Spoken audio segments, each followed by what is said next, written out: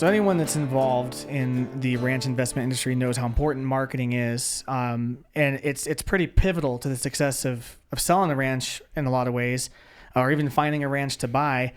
That being said, your approach, like a lot of the things that we've been talking about, is pretty different than the standard approach. Mm-hmm. So maybe walk us through the difference. What would people find in a typical experience? What's going to happen there, and then what are you doing differently and why? Okay. Yeah. So with the marketing, yes, that is a huge piece of it, because we addressed all the data and kind of what personalities that appeals to and the benefits of that. But then you got to couple it with exposure and the right exposure to the right people. And oftentimes what you'll find is you'll be told, hey, we'll do a custom marketing plan for your property. Mostly what that means is we have kind of our plug and play list of places where we put properties. We put it here, we put it here, we put it here, we do this, we've got these descriptions, and we're going to put it on social media and all these little plugs for it. And at most they're like, well, we're just going to prompt ChatGPT differently to write your property description is about as custom we're going to get. And so... And maybe some images, and maybe we'll identify some attributes of the ranch and lean on those and to promote it as our custom way. But for the most part, it's a plug and play. It's a copy and paste. It's everything they do for every property is the exact same, and they're just plugging yours into that system. And listen, somebody's going to make the argument, and so I'll just address it head on. If it works, why change it? Well, is it the best way? Just because it works doesn't mean it's the best way, right, or the most efficient way, or the most productive way to do it, or the right way even. And so in looking at that, with any other business, successful business, there is a strategy. There is intentionality. There's a plan, like a legitimate laid out plan, not just like where we're going to put it, but the time frames and the duration, and when things are going to be put where, and not just that, but like the buyer profiles. Like every ranch should sit down and identify what buyer profiles are there out there for the target demographic for that property, and then how do we curate the marketing for those individuals or those groups or those institutions. And then from there, build out the marketing plan to accommodate, to make intentional touches to those people. And yeah, there's going to be some level of, well, these are the proper places where you're going to put your property. If you're not in here, you don't exist. True. And of course, that's like default, right? That's the easiest thing to do. It's a lot harder to sit down and go, okay, the property has an airstrip.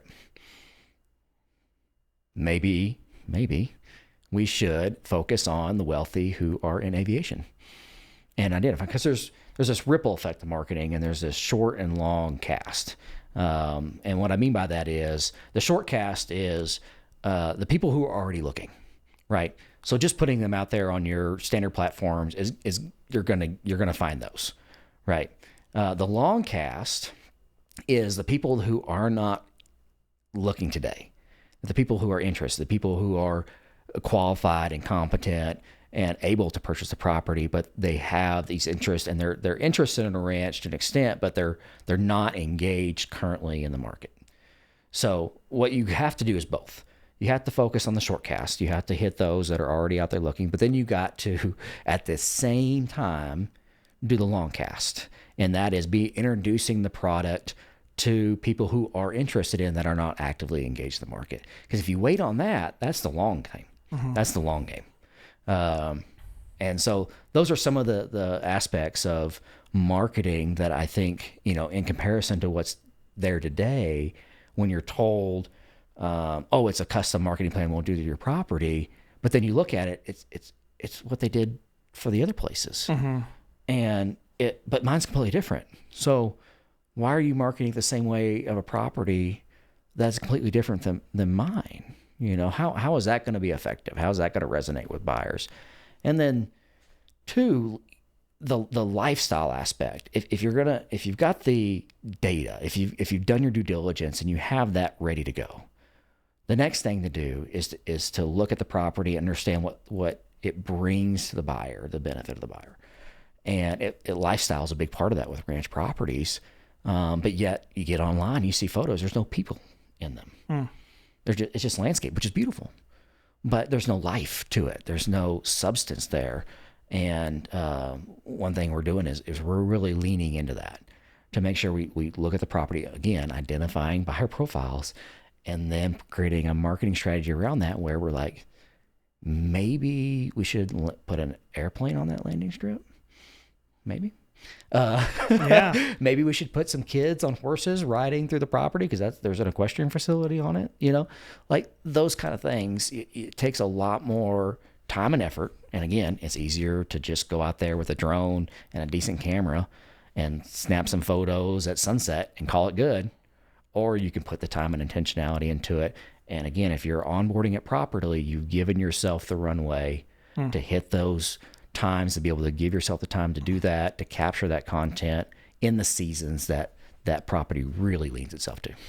To me, it sounds like the difference between a shotgun and a rifle, right? I mean, you can shoot at something with a shotgun, but you might get a hit, but it's not going to be as precise and as well aimed and as well placed on target, right? I mean, and like you said, there's value in both, but having that precision means that the likelihood, you might not have as many hits on the page, but the hits you get on that page are going to be far more qualified, far more interested, and there's even a chance of generating demand from a buyer who, like you said, wasn't actively looking.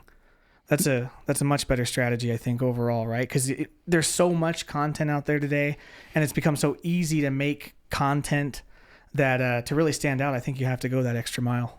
You really do, especially in downturns. So, listen, the standard practice, the status quo, whatever it may be, whatever you want to call it, is good in good times.